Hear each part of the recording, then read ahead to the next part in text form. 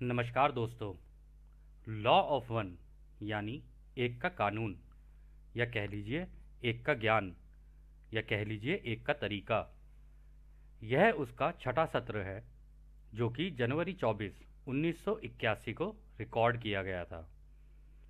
दोहराया जाता है कि इस किताब में दी गई सभी सूचनाएं और जानकारियां आप मान भी सकते हैं, जान भी सकते हैं, नज़रअंदाज भी कर सकते हैं, या फिर सिरे से खारिज कर सकते हैं, क्योंकि यह आपकी फ्री विल है जो कि अनंत रचयिता द्वारा आपको दी गई है। अब हम आगे चलते हैं। तो जैसे सभी सत्रों की शुरुआत होती है, रा कहते हैं, हम रा हैं, हम तुम्हारा स्वागत अनंत रचयिता के प्रेम और रोशनी में करते हैं। अब हम बात करने के लिए तैयार हैं। तो डॉन सवाल करते हैं, हमको पिछली बार अपना सत्र बीच में ही रोकना पड़ा था, क्या हम वहीं से शुरू कर सकते हैं जहां से हमने पिछला सत्र समाप्त किया था? तो रा कहते हैं, अब हम तीसरे हिस्से की बात करते हैं जिसका ऊर्जा के विकास से लेना देना है। तीसरा हिस्सा होता है आत्मा को लेकर, जो कि अनंत ऊर्जाओं को अपने अंदर समाये बैठी होती है, जिसमें सबसे कम विभाजन होता है। हाँ, ये कहना सही होगा कि ये आत्मा की खोजबीन और संतुलन बनाना सबसे लंबा और मुश्किल काम है इस सीखने और सिखाने की प्रक्रिया का। हम लोगों ने दिमाग को एक पेड़ की तरह समझा है। ये दिमाग ही है जो शरीर को चलाता है। जब कोई इस दिमाग को एक दिशा में करके, एक संतुलन बना के और जागरूक होकर इसको समझता है कि हाँ, उसके कुछ झुकाव और विरोधाभास हैं, तो वो इसका संतुलन बना के अपने आप को तैयार करता है और बड़े बड़े कामों को अंजाम देता है। ये काम आग और हवा के जैसा है। आत्मा के अंदर का ऊर्जा क्षेत्र एक रास्ता है। जब शरीर और दिमाग खुले होते हैं तो आत्मा एक रॉकेट की तरह, या कह लो एक सूचना देने वाले की तरह काम करती है, जिसमें कि हर व्यक्ति की ऊर्जा आग की तरह नीचे से ऊपर और हवा की तरह ऊपर से नीचे चलती है।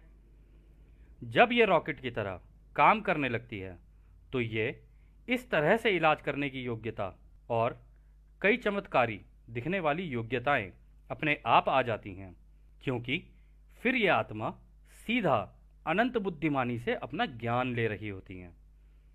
अभी तुम्हारी धरती पर काफ़ी लोगों के साथ ऐसा हो जाता है कि उनकी आत्मा का ये द्वार खुल जाता है जब वो कभी कभी LSD का नशा कर बैठते हैं। वो जाने अनजाने इस ऊर्जा को खोल देते हैं जिस पर उनका फिर कोई नियंत्रण नहीं रहता है। ये लोग ज़रूरी नहीं कि सेवा का रास्ता चुनकर चल रहे हों। ध्यान लगाकर, जानबूझकर जब इस ऊर्जा को खोला जाता है तो ये सही तरह से काम करती है और इसके इस्तेमाल से ये इलाज करने का और अन्य चमत्कारी दिखने वाले काम करना एक आम बात सी हो जाती है। तो दोस्तों, यहाँ पे रा ने बोला है LSD को लेकर, परंतु हम किसी को भी ये सुझाव नहीं देंगे और ना ही हमारा कोई सुझाव है कि कोई इस तरीके से LSD लेकर उपयोग करके इस तरीके से काम करे, क्योंकि उसमें उसका संतुलन भी बिगड़ सकता है। तो यदि कोई इस तरीके से करता है तो वह उसके ऊपर है, हमारी इसमें कोई जिम्मेदारी नहीं है, क्योंकि यह सब कुछ इस किताब के अंदर लिखा हुआ है।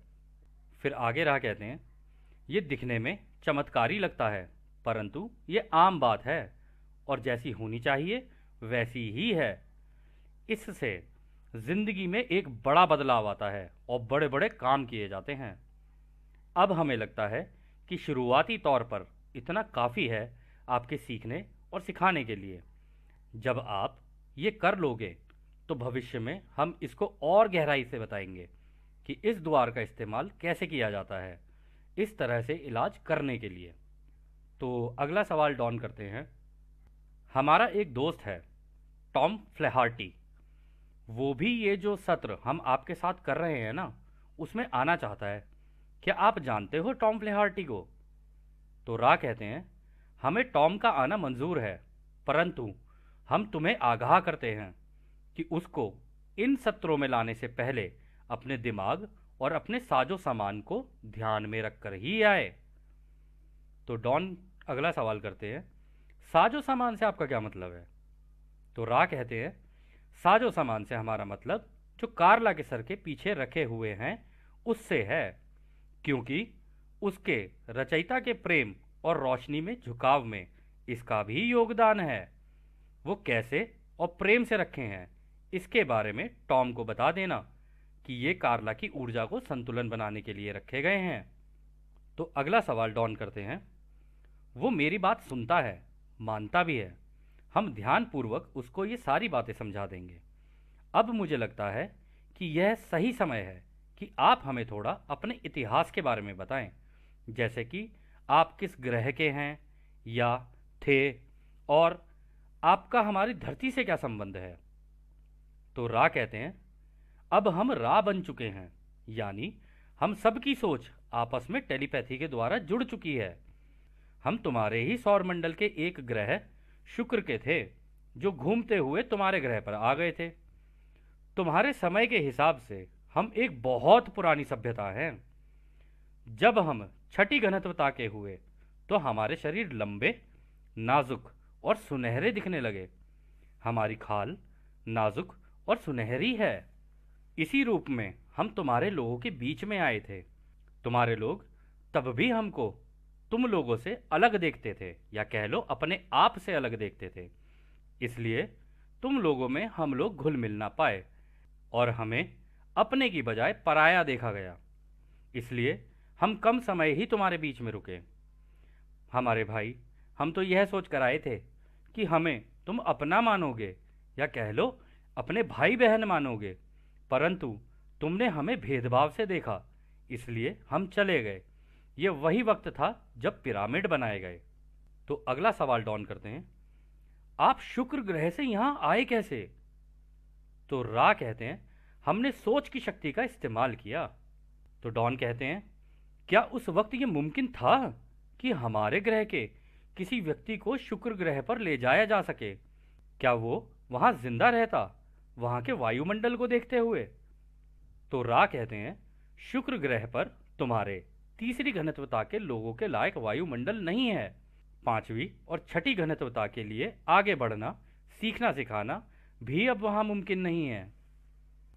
दोस्तों, यहाँ पर रा ने जो बात कही है, उन्होंने कहा है कि तीसरी घनत्वता के यानी हम जैसे लोग मंगल ग्रह पर नहीं जी सकते, वहाँ का वायुमंडल ऐसा है नहीं, और पांचवी और छठी घनत्वता के भी नहीं रह सकते। तो इसका मतलब ना तीसरी के रह सकते, ना पांचवी के रह सकते, ना छठी के रह सकते, यानी चौथी के रह सकते हैं। तो इसका मतलब शुक्र ग्रह इस वक्त चौथी घनत्वता का है। और आप लोगों को ये घनत्वता का जो है ना, ये हम थोड़ा सा समझाते हैं। देखो, घनत्वता क्या होती है? किसी भी चीज़ का ठोस होना और किसी चीज़ का हल्का होना, ये उसकी घनत्वता को दर्शाता है।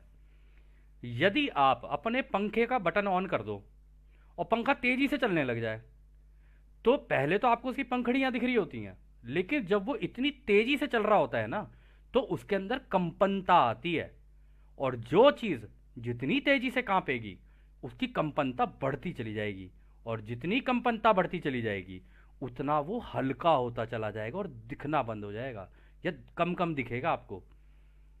तो मान लो अगर आपने ये पंखा इतनी तेजी से चला दिया, आपका 5 का नंबर छोड़ो, आपने इसे 500 पे चला दिया, धीरे धीरे आपको ऐसा लगेगा कि पंखा है ही नहीं, गायब भी हो गया वहां से। तो इसी तरीके से घनत्वताएं काम करती हैं। जैसे कि अभी राह आगे चल के बताएंगे कि इसी जैसे उन्होंने बताया ना कि हम तो सोच की शक्ति का इस्तेमाल करके आ गए। वो इसलिए आ गए क्योंकि उनको इन घनत्वताओं में से घूमना आता है, इधर से इधर निकल जाना, इधर से उधर निकल जाना। मतलब वो चाहें तो हमारी घनत्वता में भी आ सकते हैं, और चाहें तो इससे भी महीन महीन घनत्वताओं में जा सकते हैं। इसका एक उदाहरण और है। कभी कभी आपने एक खड़ी गाड़ी देखी होगी, तो उसके टायर जो होते हैं ना, उसके अंदर के नट बोल्ट आपको दिख रहे होते हैं, पर जैसे ही वो गाड़ी तेजी से स्पीड में चलने लग जाती है ना, धीरे धीरे उसके नट ही दिखने बंद हो जाते हैं। जो उसके पेच होते हैं वो दिखने ही बंद हो जाते हैं। वो इसलिए बंद हो जाते हैं क्योंकि अब टायर में आ गई है कंपनता, और जितनी तेज वो टायर घूमता जाएगा वो नट दिखने ही बंद हो जाते हैं। इनको कहते हैं घनत्वताओं का खेल। एक घनत्वता से दूसरी में चले जाना, दूसरी से तीसरी में चले जाना। अभी हम जिस ग्रह पे रह रहे हैं और जो हमारे शरीर है और हमारा दिमाग और हमारी सारी चीज़ें, जो हमारी सोच, हमें जो जो चीज़ें दिख रही हैं ना, ये सभी की सभी तीसरी घनत्वता की हैं। तो खैर, आगे डॉन सवाल करते हैं, आप शुक्र ग्रह से यहाँ कैसे आए? ये मेरा अनुमान है कि आप छठी घनत्वता के हैं, जो कि ना दिखने वाली होती है। क्या आपको अपनी घनत्वता बदलनी पड़ी थी हमारी धरती पर आने के लिए? तो रा कहते हैं, तुम्हें हवा का तो पता ही होगा, कुछ भी ना होने में घुल जाना ही एकता में घुल जाना होता है। तो कहने का मतलब ये है, यहाँ पे रा कह रहे हैं कि हम हवा में ही गायब हो जाते हैं। तो हवा में गायब हो के वहाँ से गायब हो और यहाँ से निकल आए। तो वो आगे कहते हैं, छठी घनत्वता में हम सक्षम हैं कि अपनी सोच से या कह लो दिमाग की शक्ति से रचयिता की अनंत बुद्धिमानिता का इस्तेमाल करके हर रोशनी के कण कण से बात या आग्रह करके जैसा चाहे वैसा आकार ले सकते हैं। इसी का इस्तेमाल करके हम अपनी घनत्वता से तुम्हारी तीसरी घनत्वता में आकर दिख सकते हैं और आए भी। इस प्रयोग को करने के लिए हमें महासंघ या कह लो परिषद समिति से अनुमति मिली थी, जो तुम्हारे ग्रह की रखवाली करते हैं या कह लो कि तुम्हारे ग्रह के रक्षक हैं। तो डॉन कहते हैं, ये समिति कहाँ है या कह लो ये महासंघ बैठता कहाँ है? तो रा कहते हैं, यह समिति 8वीं घनत्वता में बैठती है, शनि ग्रह पर, जिसको तुम शनि ग्रह की रिंग बोलते हो ना, जो उसके आसपास बनी हुई है, या शनि ग्रह के चारों ओर बनी हुई अंगूठी का आकार है, वहां पर है ये महासंघ। तो डॉन अगला सवाल करते हैं, क्या हमारे सौरमंडल में कोई ग्रह है जहां हमारे जैसे दिखने वाले लोग हों? तो रा जवाब देते हैं, तुम अभी के समय और जगह की बात कर रहे हो या फिर किसी भी समय और जगह की बात कर रहे हो? तो डॉन कहते हैं, आप दोनों ही बता दीजिए हमें, हम तो दोनों ही जानना चाहेंगे। तो रा इसका जवाब देते हैं, एक समय जगह पर तुम्हारे ही सौरमंडल में एक सभ्यता हुआ करती थी, जो तीसरी घनत्वता की थी। इसको तुम अलग अलग नामों से जानते हो, परंतु उसका नाम मेल्डेक था। उन्होंने अपने ग्रह को नष्ट कर लिया था और मजबूरी में तुम्हारे ग्रह पर जगह ली, क्योंकि उस समय तुम्हारा ही ग्रह था जो कि तीसरी घनत्वता का था, जहां पर रहकर ये पश्चाताप करके अपने शरीर, दिमाग और आत्मा के विभाजनों को एक के ज्ञान के तरीकों से जान सकें। तो डॉन कहते हैं, वो यहां पर आए कैसे? तो रा कहते हैं, उनको कटाई की प्रक्रिया से यहां दोबारा जन्म दिया गया, जिसको तुम पुनर्जन्म की प्रक्रिया बोलते हो। दोस्तों, ये कटाई का जो शब्द है ना, इसको अंग्रेजी में हार्वेस्ट बोलते हैं, और ये बहुत ही इंपॉर्टेंट टॉपिक है जो भी आगे आएगा। तो डॉन कहते हैं, हमारे सालों के हिसाब से यह कब हुआ था? तो रा कहते हैं, यह लगभग 5 लाख साल पहले हुआ था। तो डॉन आगे कहते हैं, जी बहुत बहुत धन्यवाद। तो इसका मतलब क्या ये इंसानों की जनसंख्या जो धरती पर है, क्या ये मेल्डेक के हैं? तो रा कहते हैं, जो इस कटाई की प्रक्रिया से मेल्डेक से लाए गए, वो तुम्हारी धरती के ऊपर नहीं, नीचे रहते हैं। तुम्हारी धरती की जनसंख्या काफी अलग अलग जगहों से है। कुछ तो दूसरी घनत्वता से तीसरी घनत्वता में यहां पैदा हुए हैं, और कुछ दूसरे तीसरी घनत्वता के ग्रहों से यहां अपनी तीसरी घनत्वता दोहरा रहे हैं। तुम सब एक प्रजाति के नहीं हो, परंतु इस ग्रह के अनूठे अनुभव तुम्हारे लिए एक ही हैं। तो डॉन कहते हैं, हम जानना चाहेंगे कि ये एक के ज्ञान के तरीकों से ये दूसरे ग्रहों से यहां धरती पर लोग कैसे लाए गए और ये कटाई का काम कैसे हुआ। तो रा कहते हैं, एक का ज्ञान केवल एक ही चीज कहता है कि सब चीजें एक हैं और हर प्राणी एक है। इस पर चलने या समझने के लिए कुछ तरीकों के व्यवहार और सोच की जरूरत है जो इससे मिलते हो। जो प्राणी अपनी एक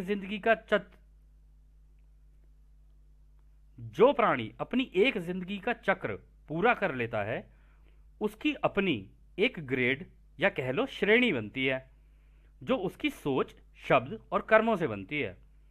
इस ग्रेड के हिसाब से वो मरने के बाद उसी ग्रेड का शरीर, दिमाग और आत्मा अपनी इच्छा से चुनता है। तो दोस्तों यहाँ पर ये जो ग्रेड की बात हो रही है ना, यहाँ पे 3 शब्दों का बड़ा इंपॉर्टेंट महत्व है।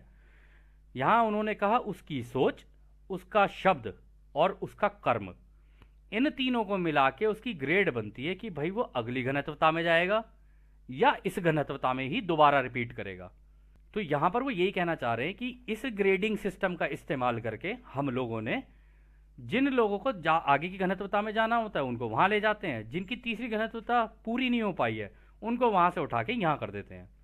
तो फिर आगे कहते हैं इस प्रक्रिया का रखरखाव वो प्राणी करते हैं जो इन आत्माओं का पालन पोषण करते हैं और एक के ज्ञान को अच्छे से जानते हैं और अपनी इच्छा से ही इस सेवा को करते हैं। इसलिए ये माया जाल है जो रोशनी का बना हुआ है, या कहें कि असलियत में प्रेम रोशनी का बना हुआ है, और ये अलग अलग भीषणताओं का बना हुआ है। कटाई के बाद दोस्तों ये कह रहे हैं ना अलग अलग भीषणताओं का बना हुआ है, तो यहां पर वो ये ही बताना चाह रहे हैं कि कंपनताओं का बना हुआ है अलग अलग। ऐसा नहीं है कि हम जिस घनत्वता में रह रहे हैं इस खाली जगह में कोई नहीं रह रहा है जिसे हम हवा कहते हैं, इसमें भी और सभ्यताएं रहती हैं। तो फिर वो आगे कहते हैं कटाई के बाद हर आत्मा एक रोशनी की तरफ चलती है। जब ये रोशनी उसके लिए बहुत तेज हो जाती है तो वो वहीं रुक जाता है। ये हो सकता है कि ये आत्मा बस तीसरी घनत्वता के द्वार तक ही पहुंची हो, या फिर तीसरी घनत्वता के अंत तक ही पहुंची हो, जो कि उसकी ग्रेड या श्रेणी बताती है कि वो अपने अनुभवों में कहां तक पहुंची। फिर भी जो जहां तक पहुंचता है उसको वहां से फिर एक बड़ा चक्र उसके अनुभवों के अनुसार मिलता है जो उसकी सोच और कर्म पर आधारित होते हैं। ये इसलिए होता है ताकि वो अपने अंदर के विभाजनों को कम कर सके। तो डॉन अगला सवाल कहते हैं ये बड़ा चक्र हमारे सालों में कितना होता है? तो रा कहते हैं एक बड़ा चक्र करीब 25,000 साल का होता है। ऐसी 3 बड़े चक्र होते हैं जिसके दौरान जो आगे बढ़ चुके होते हैं उनकी कटाई हो जाती है। दोस्तों कटाई शब्द ये बार बार आएगा, परंतु इसको आप ध्यान से, थोड़ा सा ध्यान से हो सके तो आप प्लीज सुन सकते हैं। तो वो आगे कहते हैं 75,000 साल के संपूर्ण चक्र के अंत में सबकी कटाई होती है, फिर चाहे वो आगे बढ़े हों या ना बढ़े हों, क्योंकि उस दौरान एक तीसरी घनत्वता का ग्रह भी अपनी पूरी जिंदगी का अनुभव ले चुका होता है और अपने आप को नई या अगली घनत्वता के लिए तैयार करता है, और इसके बाद इसके नीचे की घनत्वताओं के लिए जिंदगी बंद हो जाती है। तो दोस्तों यह सत्र काफी लंबा है, तो हम इस सत्र को अभी यहीं रोकते हैं। इसको हम अगले सत्र में कंटिन्यू करेंगे। आपका बहुत बहुत धन्यवाद।